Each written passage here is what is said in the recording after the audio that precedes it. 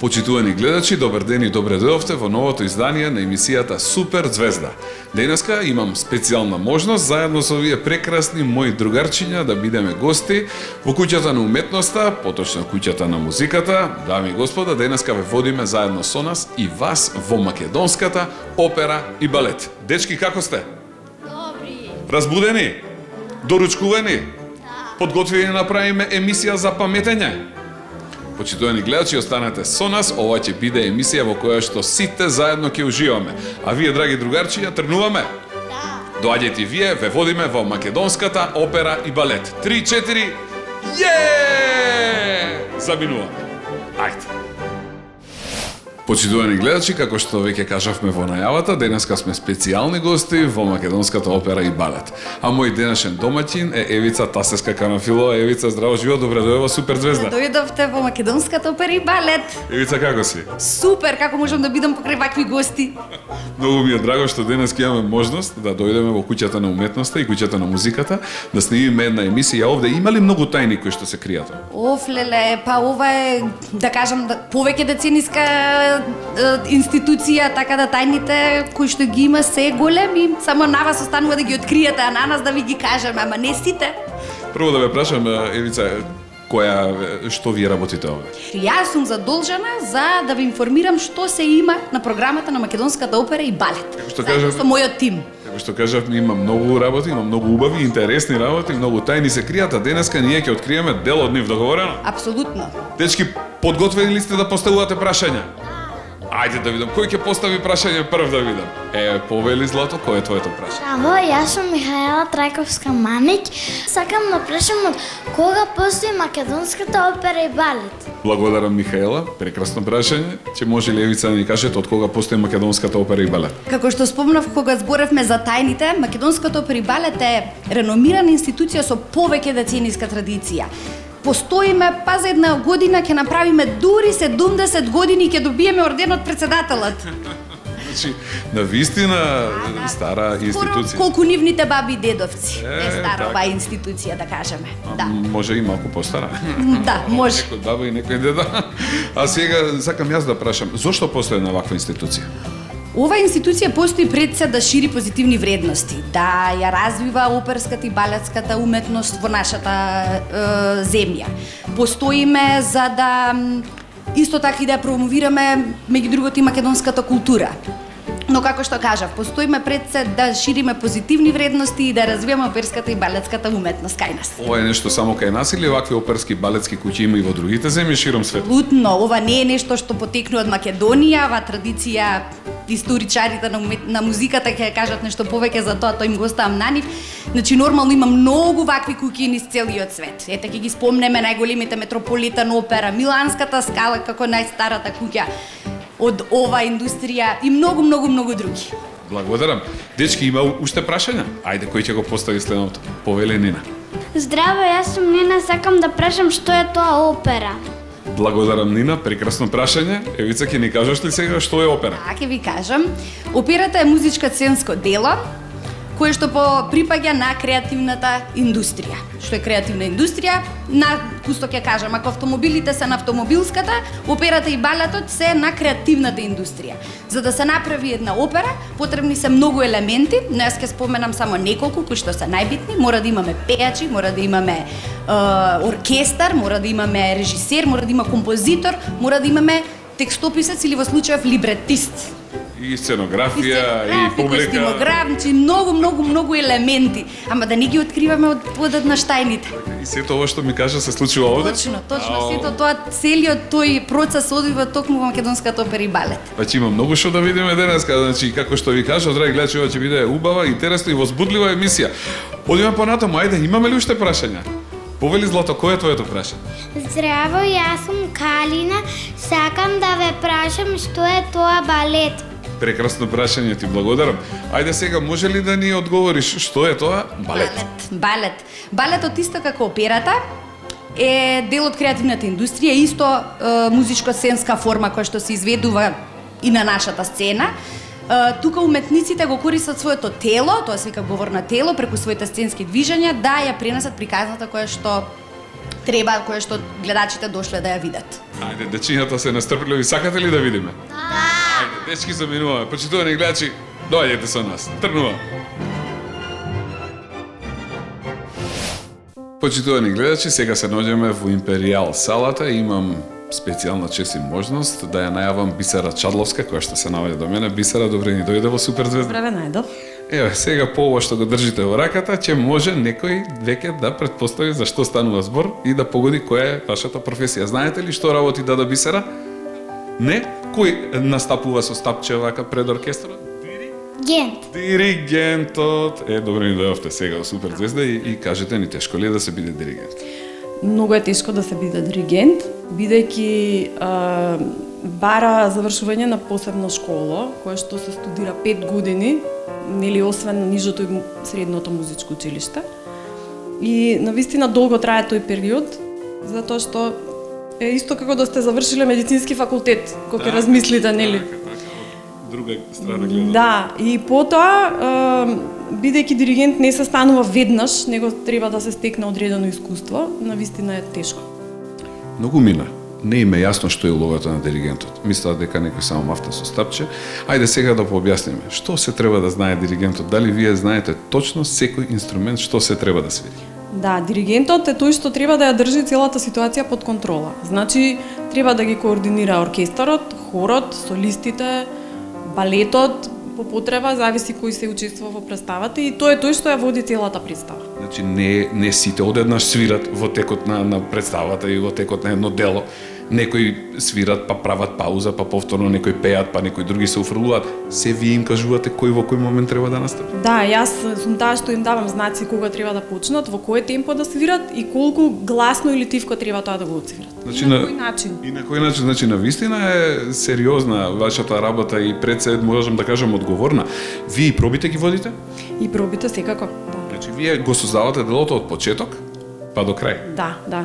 Значи, за да се дојде до представата или до концертот, претходно следи една многу долга подготовка и јас сум таа што го работам и тоа. Кажете ми, уживате ли во вашата работа? Премногу. Да, затоа си ја работам. Кажете ми, колку луѓе имате во оркестарот?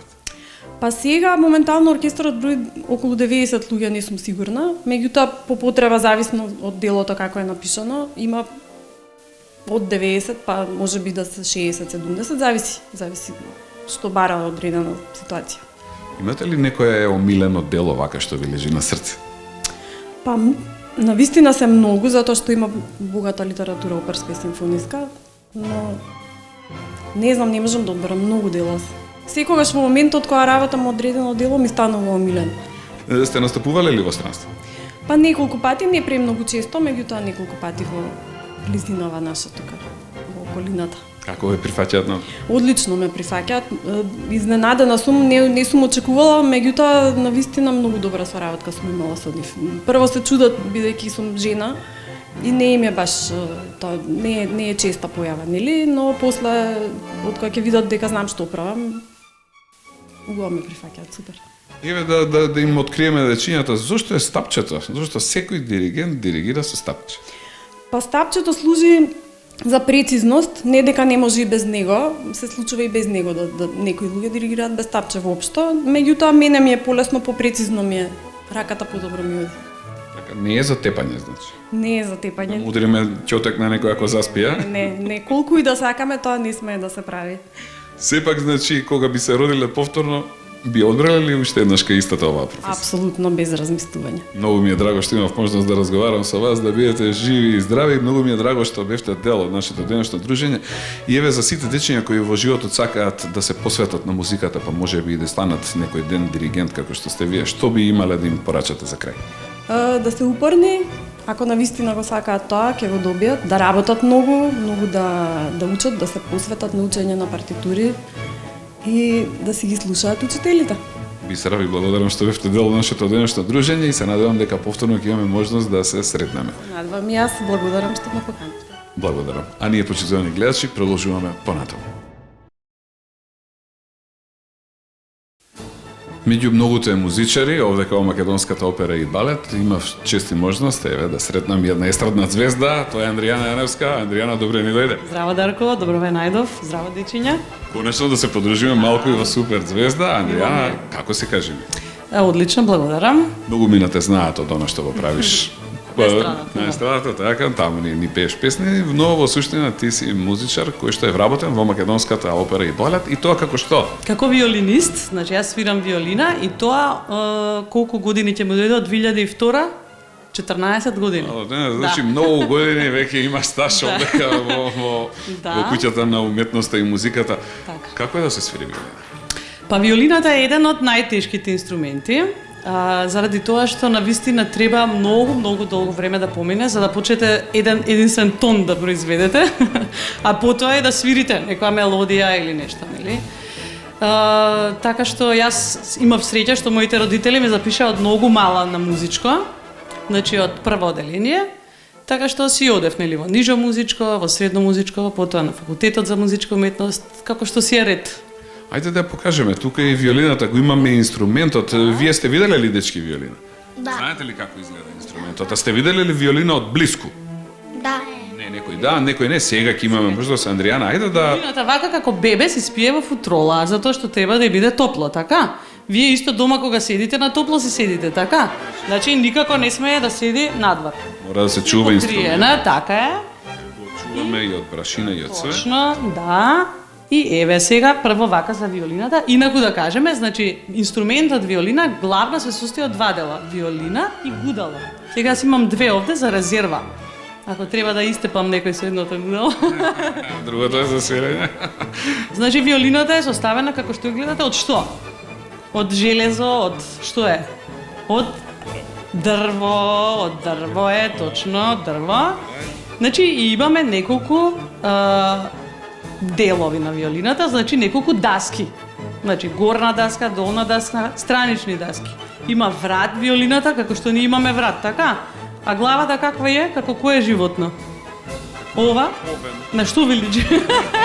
На полжав не ви личи? На полжав. Ова се вика полжав, да, како да рокодовен, да. Блиско сум бе. Инаку тоа се вика полжав. Се враќаме во разговор со Евица. Евица, навистина е многу интересно овде, па вие уживате на работа? Апсолутно. Мислам дека човек треба да си ја сака работата. Многу поинтересно и поразлично за разлика од многу други места кај што сме биле до сега. Јас имам за тебе неколку прашања. Ме интересира колку представи годишно организирате во Македонската опера и балет? Па годишно може да се внесеме во една цифра над 60 представи годишно. Тоа се оперски, балетски представи, концерти, мултимедијални проекти, сето на пред се публиката и што го бара, но и наша врска е да го дадеме како програмски дел. Доаѓаат ли многу гости? Доаѓаат многу гости, дури да кажеме по некоја анализа, дури од минатата година веќе се повеќе и повеќе доаѓа, значи процентот на посетители е веќе и покачан. А имате ли некои специјални гости? Имаме во нашата куќа дошле многу специјални гости, еве да кажеме најспецијален првопредседателот на нашата држава, премиерот, доаѓале специјално гости од други држави, специјално да видат некоја наша представа. Јас знам дека има амбасадори кои исто така редовно се Точно, си ги имаме неколку амбасадори кои што не пропуштаат ни еден настан од нашиот програм. Ме интересира во поглед на изведувањето на програмата, дали во тој дел каните исто така гости од странство? Нормално, значи освен тоа што ние како програмска цел го имаме да ја презентираме македонската уметност, ние мораме да презентираме и достигнувања од тоа поле и од надвор. Значи, тоа го правиме преку покана на врвни уметници пред се, затоа што ова е реномирана институција, не каниме било кој и не сакаме публиката да види било кој на нашата сцена, така да тука настапиле многу врвни уметници. Со оглед на тоа што ова е куќата на балетот и куќата на операта, кажете ми, вие работите со години, правите представи, дали е тешко да се направи една представа? Тешко е. Значи можам да кажам дека тоа не е процес кој што се одвива за еден-два дена. Може идејата да ја добиеш за еден ден или за 2 дена, но процесот налага, па да кажам, повеќе месечно ангажирање на многу тимови. Пред малку спомнав и децата праша како, што е тоа опера, што е тоа балет. Тоа е креативен процес во кој што треба на многу умешан начин да се спојат многу тимови и да функционираат како едно. Ме интересира од кога ќе направите некој ремек дел од представа. Ве канат ли од време на време да отидете некаде и да настапите во странство? Точно, како што ние каниме, тоа е на еден принцип на реципроцитет со други земји. Ние имаме билатерални односи со многу земји во полето на културата и мултилатерални, да кажеме. И сме биле гости, да кажеме, сме биле во Тајланд, сме биле во Индонезија, сме биле во Австрија, Франција, Италија. Сме биле, значи, и тука гости на Балканот, значи, кај нашите соседи, но тоа е нешто што и тек следи, значи, нашите гостувања, да, ние ги реализираме, но тоа сепак се врзани програмски, ние сепак сме и скапи да гостуваме негде, така да тоа не е нешто често многу што го правиме. Кога одите во странство, по колку луѓе заминуваат? Па, тие гостувања налагаат дека ако одиме како целосен состав, еден чартер лет полниме. Еден авион од 140 луѓе обавезно. Чи специјален авион имаме за нас. Бидејќи ниту играм балета, ниту пеам, ако треба некој да ви ги носи куферите, тука сум следниот пат.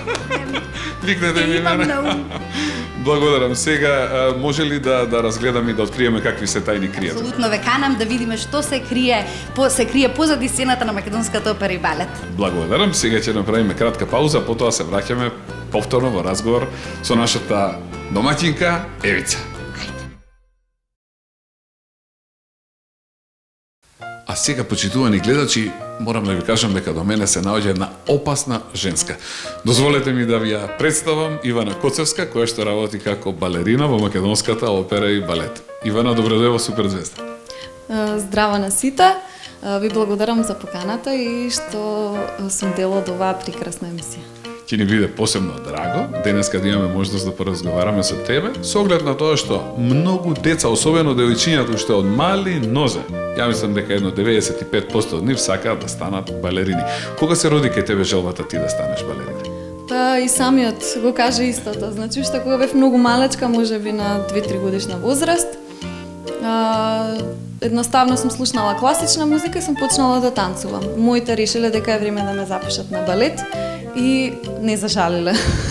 Така, уживаш ли ти во тоа што го работиш денеска? Нормално, јас сум пресрекна што можам да имам работа која што уживам да ја работам. Значи, задоволство е да се танцува, задоволство е да се креира, да се биде дел од една представа која што е бајковна. И иако е многу напорна и тешка работата, но кога има љубов, нормално е дека задоволството е големо. Ете, многу мина сакаат да станат балерини, но не знаат дека вистински е тоа тешко и напорно. Јас кажувам од искуство што мајка ми некогаш кога била мала, вежбала балет и трнала исто по чекорите по кои што си трната ти денес, но не стигнала до овде. Сепак, што е тешкото? Па, како прво, уште самиот почеток, кога се учат првите чекори на балетот, навистина темпото на движењето е многу бавно и тоа е така за да се формираат мускулите, за да се активираат се повеќе и да станат силни. Понатаму станува уште позабавно, значи балетот станува многу позабавен како се напредува во стадиумите, нели, на работа. Потоа доаѓаат оние шпиц патики, кои што се есенцијален дел во балетската уметност. Тие ни помагаат да движењата ги правиме полесно, да изгледаат поубави и секако се еден убав дел од нашата професија. Иако е навистина многу болно да се разработи техниката стоење на палци. Кога е убава возраст да се почне со вежбање балет? Значи, идеална возраст би било 9 до 10 години, бидејќи тогаш децата се најподготвени да применат корекции од учителите, од професорите, да го разберат движењето и воедно да координираат музиката со движењето. Потоа, колку долг период предстои да се научи и да се навежба сето ова, да се стекне сето ова знаење кое ти го имаш денес? Значи, се почнува во нижото балетско училиште, кај нас е државното Илија Николовски УИ, потоа се оди во средното балетско училиште 4 години и од тука веќе почнуваат аудициите за Македонската опера и балет. Друго што можете да забележите, има значи жици, 4 жици, инаку виолината е гудачки инструмент и се вика гудачки затоа што се гуда со гудалата. Тоа подоцна ќе ви објаснам. Ја гледам уште некое животно да нема овде на виолинава, нема добре. Има уште едно животно, тоа се коњските струни на гудалата, подоцна да ќе објасниме. Добро.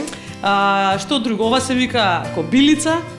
ова се вика кордер, ова се вика подбрадник, значи се става под брадата, затоа се вика подбрадник. Јасно ви е?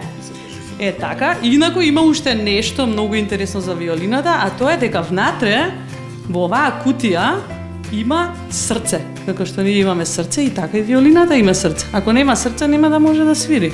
Тоа срце помага да се произведе тонот. Дали се од каде се гледа да го видат? Еве го, ова дрвцето го гледате? Мало едно дрвце. Натре, Гледате? малечко. Малецко дрвце. Ете. Тоа се вика душа. Душица, душа. Душа. Да, како што ние имаме срце и виолината има срце. Со можност на тоа срце, тонот се пренесува рамномерно Значи, ова се секаде. вика резонантна кутија, како што ние кога зборуваме, нели зборуваме преку устата, така? За да излезе гласот. Некој ако свири на гитара, има појачало, така? Нели? Епа виолината нема, таа си има кутија и од таму излегува звукот. Многу е просто. Ете Време така. е потребно да се Зашто? произведе првиот тон на виолина. Па вообичаено, значи прво треба нели да се научи како правилно се држи, па можеби некој нема да држи правилно виолината, па треба после да се поправат некои работи, па значи малку е неприроден ставот, заради тоа е многу и тешко да се научи. Нели стоите вака малце некако, нели чудно. Треба да речеме едно, ајде да кажеме година две, да речеме да се произведе некој нормален тон, да не ви се тресе раката, да биде рамномерен тонот и така натаму. Има уште еден дел, го заборавив, се вика перниче.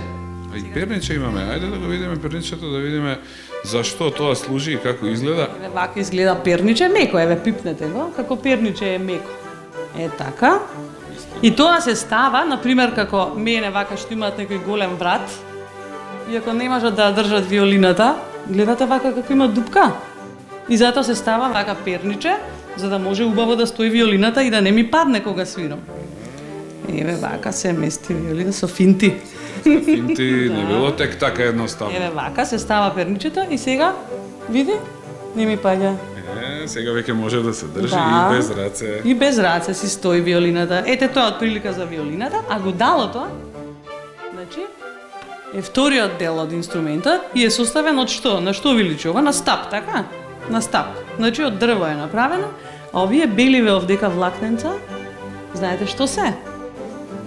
Тоа се струни кои што се направени од опаш на коњ. Сте виделе коњски опаш? Како изгледа? Овој е нашиот коњ бел, затоа се бели влакната. Ако е црн коњ, црни ќе видат. Да, да. И сега овие струни се мачкаат со едно средство, многу е комплицирано, значи.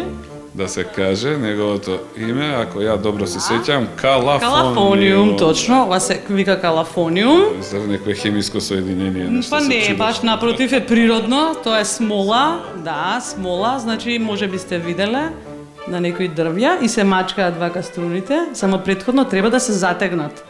Гледате вака? Се затегнуваат, така, и се мачка, значи гудалото со калафониум, за да има убав контакт со жиците кога ќе свириме после. Сега дека го допреме на жиците. Е, така и ќе има убав тон. тон. Да, да. Е, сега не сме па да има ни премногу калафониум, затоа малку вака ќе го направиме да излезе вишокот. Така, и ќе земеме виолината и да видиме сега до ре ми фа сол ла си до. Еве обичен тон. Аплауз дечки, 3 4 1. Значи има 4 жици и друго што ве интересира во врска со гудачки инструменти, има и виола, виолончело, контрабас, тоа се тие. Тоа сакам Кој е да најмалиот дали инструмент? контрабасот е голема виолина. Па може да се каже, меѓутоа не се штимаат на ист начин, значи сега да не им објаснувам, значи по друг интервал се штима, така што меѓутоа принципот е ист, на ист начин резонира звукот, на ист начин се, да речам, свири, со тоа што се стои нели кај контрабас. Ете тоа од прилика.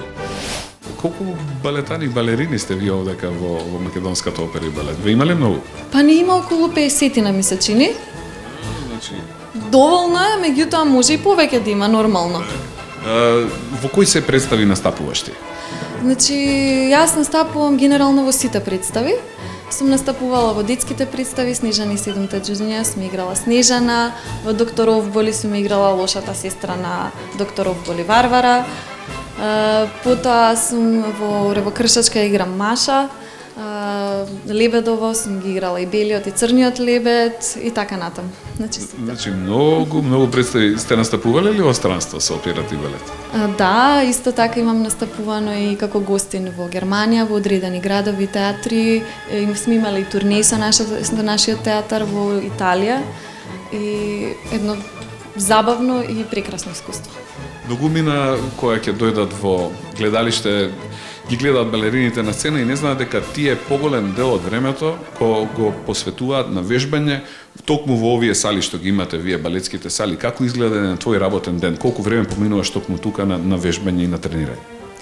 Значи, нас деновите знаат да не бидат доста различни, меѓутоа, важно е дека имаме тренинг кој што започнува во 10 часот наутро и трае до 11:15, значи 1 час подготовка, ритуални вежби за загревање и одржување на телото во форма. Потоа следуваат проби за тековниот репертоар. Еве, минатата недела имавме проби за представата во Кршачка. Од следната недела почнуваме со проби за нови представи и знаеме да имаме и проби од попладне, да доаѓаме двократно на работа, во зависност од тоа колку е тешка представата или ако има подготовка на премиера, деновите знаат да траат многу долго, но никогаш знаеме брзо да завршиме кога све е подготвено и спремно. Некој твој колеги од оркестарот им поставив едно прашање кое сакам да ти го поставам и тебе. Кога повторно би се родила, што би одбрала да биде? Исто балерина. Да си ми жива и здрава. Ти благодарам многу што беше дел од ова наше денешно дружење. Што би им порачала на сите дечиња кои сакаат да бидат ова што си ти денес? Едноставно би им препорачала, доколку навистина го сакаат балетот и сакаат да танцуваат, да продолжат да си го реализираат тој сон. И да знаат дека иако е тешко, наградата е огромна кога ќе го слушнат аплаузот од публиката, од дечиња како што се они самите. Иначе, малечките дечиња, која е најубава возраст да се започне со свирење на виолина? Па кај нас, мислам, во нашето музичко почнуваат сега од прво оделение. Дури препорачливо е, значи, за виолина и за пијано да се почне порано, за разлика од другите инструменти. Па, од прилика, значи, прво оделение сега 6 години, мислам, или по-ново. Па се свири на помалечка, четвртинка, половинка? Да, има, значи, помали виолини за деца, има детски виолини. Значи, четвртина, половина, осмина, уствари, најмала, па четвртина, половина и цела виолина. Инаку во фамилијата на гудачки инструменти може ли да ги наброиме кои се за да знаат? Па значи имаме виолината која е најмала, потоа има виола, малку поголема од виолината, па виолончело, тоа е уште поголемо и се седи кога се свири на виолончело и контрабас, еве овде има контрабас, овие се контрабаси. Така тоа е најголем. Да.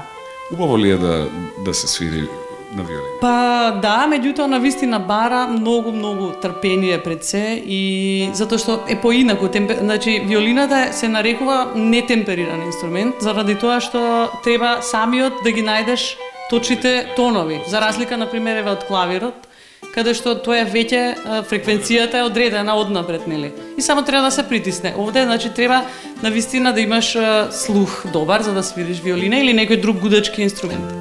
А виолината се смета за потежок заради тоа што е помал. Значи не дека е лесно на контрабас, меѓутоа овде е прагот многу помал. Разбирате? Значи тука треба баш да си, на пример, ако треба во високи некои позиции, треба да си голем виртуоз за да отсвириш. Имаш тенки прсти и добро да се навежба. Да, треба се разбира да имате и предиспозиции претходно, на пример долга рака, тенки прсти. До сега не е тоа присутно, меѓутоа е убаво. Да. Присутно е талентот и слухот. Дали, освен тоа што доаѓате на работа, вежбате и дома? Да, се разбира. Значи, нас работното време ни е така распределено за, значи, на работа да вежбаме од прилика 3 до 4 часа, а останатото време од 4 часа за 8 работни сати да биде да го вежбаме тоа што ќе го свириме на работа. Така што тоа е. Адријана, ти ни кажа многу убави прекрасни работи. Што би им кажала на крај за како една порака на дечињата кои што би сакале во животот да учат и да станат виолинисти како тебе? И за секоја работа треба многу труд. Значи не дека другите работи се едноставни и лесни, меѓутоа навистина да резултатот се гледа многу години отпосле. Значи да не се откажуваат. Јас сум имала некои такви моменти. Меѓутоа, ете, истрајност, значи упорност, да си ја сакаат работата и нема нешто што не може да се постигне. Сега малку да си ги средиме впечатоците и јас би сакал да поразговарам со овие прекрасни дечиња што се околу мене. Дечки, како си поминавме денеска? убаво, ни беше напорно и тешко? Да. Да, беше малку тешко, ама сепак беше многу Убаво. убаво. Браво, бе, Калина. Кажи ми, што видовме денеска се овдека? Релина. Балерина, друго? Инструменти? Да. Видовме диригент, нели? Видовме музичари? Да. Сцената ја видовме, така? Да. Видовме дека многу интересни работи има овдека почитувани гледачи во македонската опера и балет. Па многу мина од вас и воопшто не ни можеле да предпостават како изгледа еден работен ден на сите овие луѓе кои што работат овде и колку многу им е интересно. Сакам Саричка да ја прашам нешто, ќе ми кажеш ли ти, Злато? Кога ќе пораснеш, што сакаш ти да видиш? Балерина. Балерина, а ти, Михаел? Глум. А ти сакаш глумица да бидеш, да глумиш. Супер, а кажи ми ти, Калина, што ќе бидеш кога ќе пораснеш? Продавачка. А ти продавачка, а ти, Нина? Сакам да бидам игрорка. А играорка, гледате какви убави и интересни професии имаме ние веќе одбрано, се надеваме дека некој од нив може ќе се остварат, а некој може и не. Но еве, и тука и ни се роди идејата, токму кај Сара, таа да стане балерина. Видовте дека за да се свири или за да се вежба, односно да се игра балет, не е толку едноставно, треба многу труд, треба многу љубов, треба да се започне уште од рани нозе. Како, Злато? Имаме многу иглачки тука. И она ќе седне на калилот, ќе свили, а ние ќе играме. Така е, Злато, да пукне да си ми жива и здрава. Ајде сега, да им кажеме чао на сите што не гледаат, да им пратиме многу бакнежи, да им се заблагодариме што остана заедно со нас, нашите драги, прекрасни гледачи. А ние се гледаме повторно за 7 дена од сега, почитувани гледачи, кога Супер Звезда ќе ве води во нова и уште поинтересна авантура. А до тогаш, бидете поздравени, слушате ги мама и тато и гледате Супер Звезда. А сега, чао, пријатно и до гледање. Чао, чао, чао. Мафтете им, бакнежи пратите. Чао!